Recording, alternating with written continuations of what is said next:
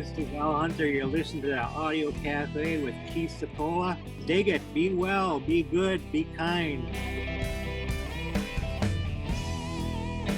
Back when I lived on near the Hill of Three Waters, on the when I was Masabi Wainini, and I found this transistor radio in a car that someone sold to me. They said, the car was hit by a bear. The bear wasn't hurt, but it had a big dent, so it had bear power. And it kind of transmitted. And they say, like, if you take a seashell and put it to your ear, you hear the ocean. But if you put this is a magical transistor. I hear Al Hunter coming up on the Native Americana Audio Cafe today. All right. It's so good to see you, bro. Yeah, it's good to see you, Al, too. And, tell people who you are, I guess. Welcome to the Audio Cafe. And, we all know you and love you, but let people know. Tell us who you are. Well, I'm Al Hunter. I'm just an old guy from the res. I write some poetry, read a little poetry. I'm a helper. I help people deal with whatever, and if I can. I've been friends with this guy, brother. We've got a good family, and just happy to be able to do this. I haven't done any gigs or interviews. I sort of I worked on a manuscript for a couple years, and it was all done. And but when it was all done, I was done with the poem, so I didn't publish it, and I'm working on another one that'll be the fourth one. But anyways, a couple of years ago, I got really sick, and after I recovered, and during the time I was sick, I was in ICU for 8 days. Basically fasted for 8 days. And when I recovered, I took all those dreams that I had when I was during those 8 days, and I needed to just take some time.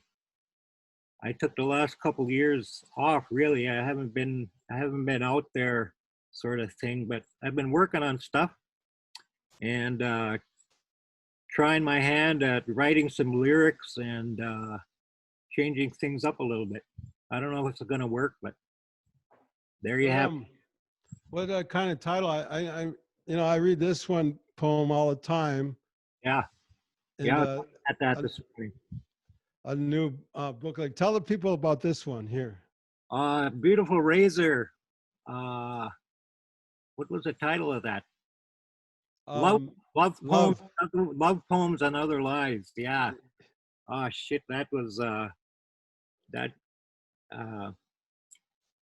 I purged a lot of stuff with writing that book, and I haven't read anything from it for quite a while.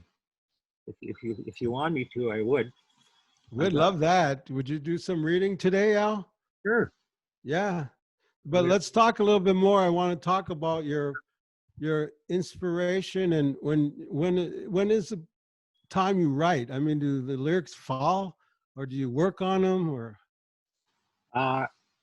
Sometimes the way it works is the title will come. And so I'll write the title down somewhere and just sort of wait, what's behind that title. Sometimes I'll be driving and I'll get a line and things like that, and I just save them up, and sometimes they all come together into one piece, and sometimes they're different pieces. I don't know, it's like carving. You start with a piece of wood, and you start whittling, you take off the bark, you start to see the grain of the wood, and then you just keep working on it until you have something that's sort of a three-dimensional object, which is a poem or a song or a letter, whatever. That's sort of the way I go at it. I just let it come. I don't like when I sit down and write, that's more difficult for me. I need to let things come organically, you know, through the top of my head and through my eyeballs and my mouth and my ears, and just let it sit there and see what comes. That's kind of how I do it. Do you ever freestyle, Al? Do you do Oh much of that? yeah, I know you do that. I like to freestyle, man. It's like um, yeah, things just come in freestyle. You know, you're taking a big risk because because with freestyle, you're not only depending on the flow to come with the words and whatever, and but you're also depending on your backup. You know, your musician or your musicians, and working with guys like you. I mean, it's so easy because you guys are pros, and it's a lot of fun. So yeah, I like to freestyle. I think jamming with poets and lyricists are so special for musicians too, because we can go in places that we normally won't, you know. And how about when you're writing? Is there any formula to writing a poem? Like, have you used any, you know, training or anything like that? Well, I like, yeah, I have a degree. I you know, I did all these things, but I write pretty much only free verse, uh, influenced by, in the beginning, by what they call the imagist poets like Ezra Pound and uh, you know, writers like that. I liked their poems because they were precise, and they were, when you looked at the whole of the poem or looked at the whole of the poem, you would actually see things. And so that's what I want to create. I want, when I see things, I want other people to see things. It might not be the same thing, because in poetry, every single individual will have their own interpretation, and it will connect or not connect. Some people will say that's a shitty poem, man, and other people will say, oh, you know, that poem helped me in some way. So I don't know, the luck of the draw, I guess. It's good to talk to a lyricist and a poet about writing. Um, and is you got it going on, so it's a lot of fun. I like this. It's been 1 week since I wrote you a love poem. You want me to read that one? Yeah, could you? Yeah, let's see if I got it here. The recklessness of love. I remember we put it to music, and we could even play that one. That's fun. The recklessness of love, my love. Let me go grab my book. Okay. Yeah. So this is called The Recklessness of Love, and there's a little preface by Pablo Neruda that I used as an introduction to this poem. And it's, I tasted bread and blood. What more can a poet want? My love, it has been 1 week since I've sent you a poem. 7 days ago, I swam awkwardly with words, weighted down with rusted chains and stones. 6 days ago, I walked aimlessly with sentences past the same trees with blood and skin. 5 days ago, I ran clumsily in tears, speaking tongues of the rain. 4 days ago, I brawled drunkenly with metaphors through shards of glass and pain. 3 days ago, I dreamed, I dreamed, I dreamed fire and earth. 2 days ago, words fell like songs in a deep river, like stones. 1 day ago, I breathed, I breathed, I breathe. Constellations and faith. Here, now, my love is another dusky star. Reckless love in the language of stone.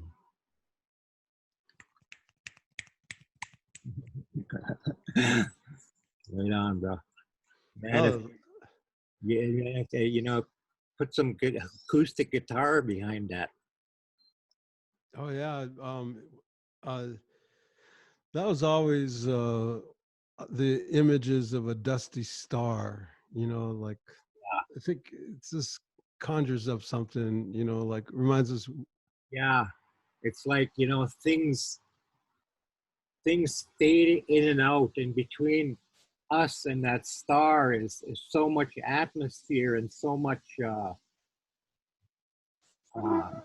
other energies. And so when we want to reach someone, sometimes that that's that star is so dusky and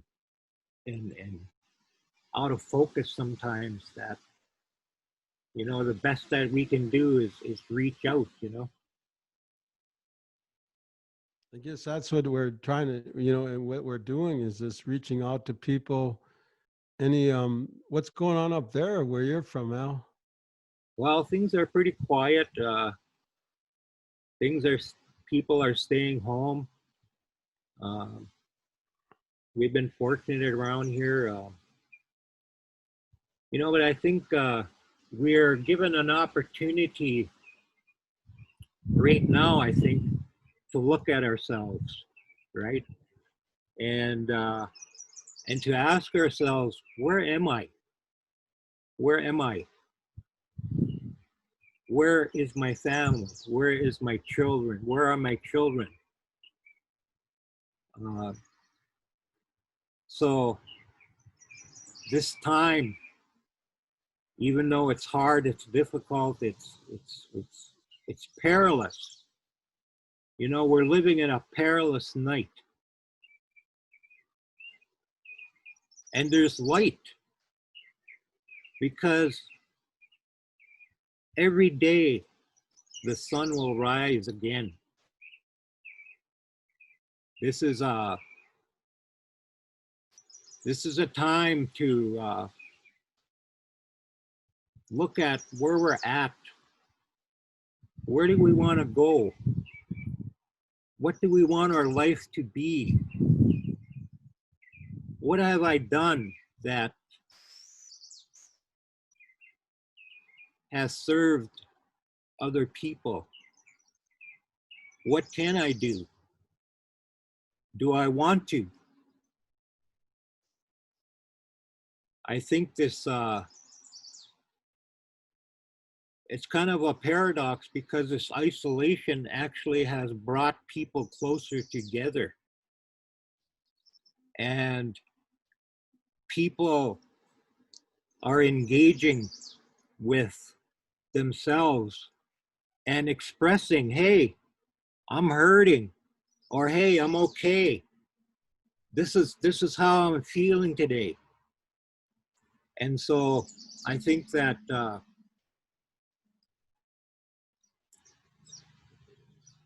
you know, we've been through this before.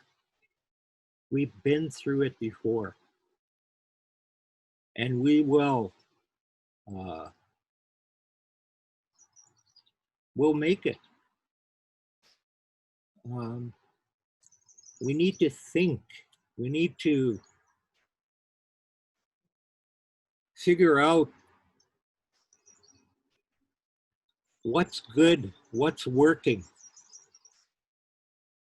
And I think people being at home with their families, their children, and engaging more than they ever have had to engage has been a good thing. But also, you know, there's always two sides.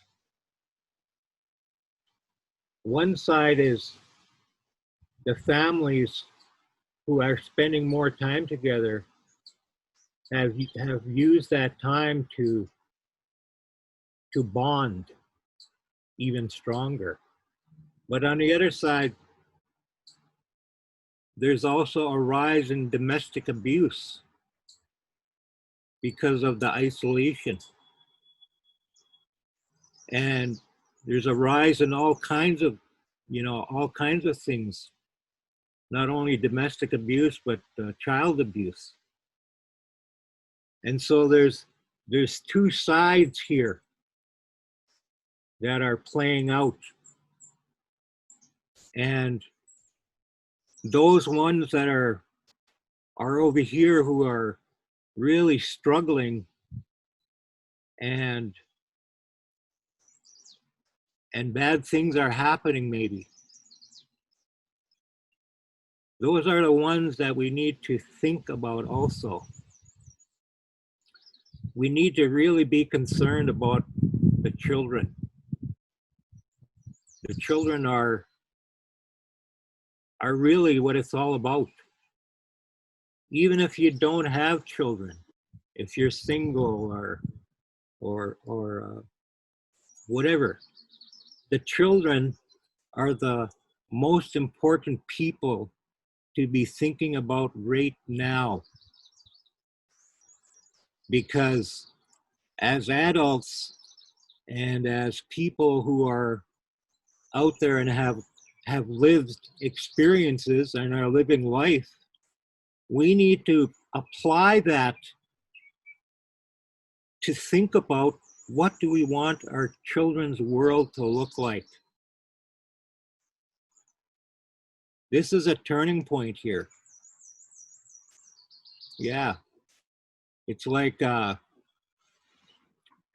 I was sick for those 8 days, I'm going to share this vision that I had. I was taken 4 generations into the future, represented by the West. And I was taken into the West, into the future, 4 generations. What's that, about 125, 150 years or whatever? And they showed me the children. And the message was plain and clear that we need to teach our children and our grandchildren how to live and honor this earth. Because this is the only place we have, and this is the only place they're going to have. They showed me the children, and the children were blue. Not in color, not in like physical color, but in spiritual color. They were blue. Which means to me, and what they interpreted to me, that in the future, for the future, we need to raise our children like the spiritual, powerful beings that they are. So that 4 generations from now, after we're long gone and even their grandparents are long gone, they're going to have what they need. They're going to have that blue spiritual star energy. You know what I'm saying? The star energy. That's what it's about. And creating that energy for our children and our grandchildren starting now. Do we really want them to inherit a place where viruses are literally hunting us down and literally hunting them down? No, we don't. So we need to be creative. And that's another thing that's happening right now is people are being really creative. They're finding creative ways to communicate. They're finding creative ways to stay engaged. The artists, the musicians, all of these people are creating.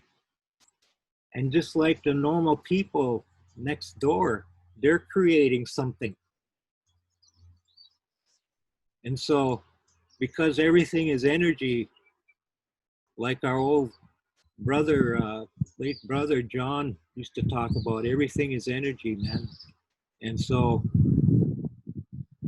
we need to start creating that energy. What kind of energy do we want our children to have and our grandchildren to have?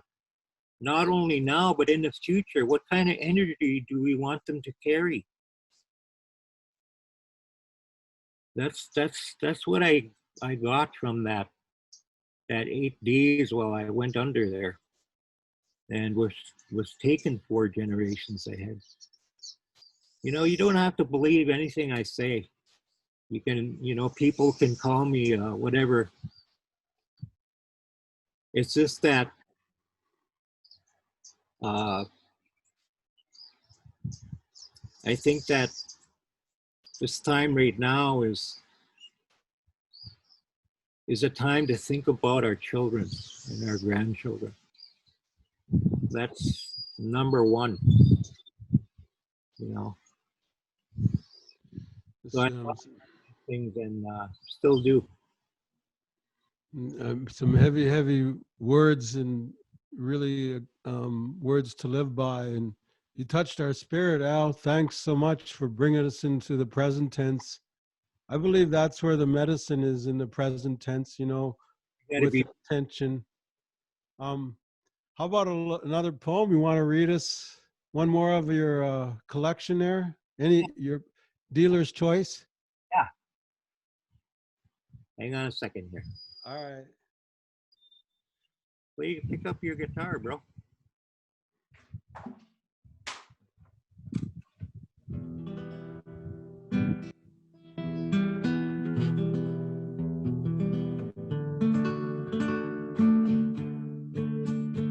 They say the Santa Fe is less than 90 miles away. I got time to roll a number and rent a car. Oh,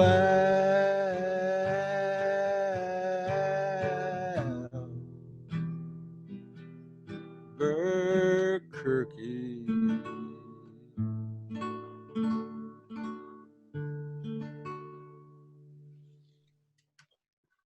This was a little bit of a new one. That's great. A little bit of a new one. It's not quite finished, but I want to roll with it. Okay, just play along with me here.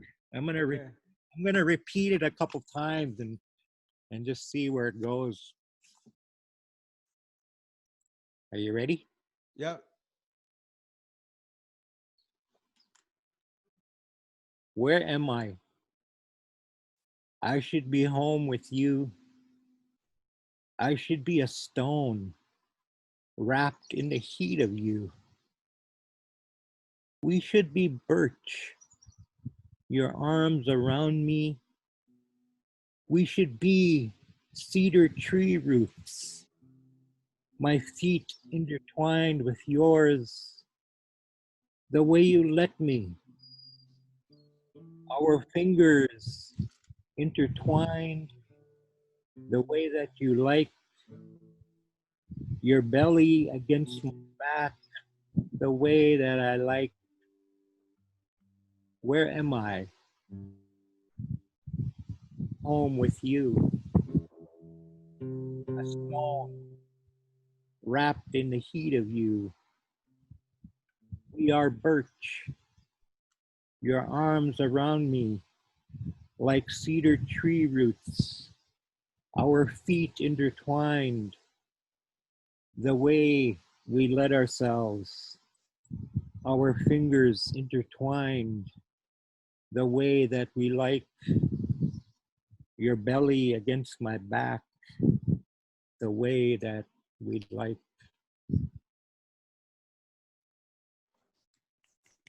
Yeah. It's so far out there. You think so? Yeah, I like it, man. Can't wait till we can get the Giants back in Yeah. rolling again. And I've heard a lot of musicians and artists, they've been talking about they're going to take it for granted again, you know, and or if they ever have. And, you know, like, you know, there's no answers, just questions. And so thanks for coming on the cafe today, Al.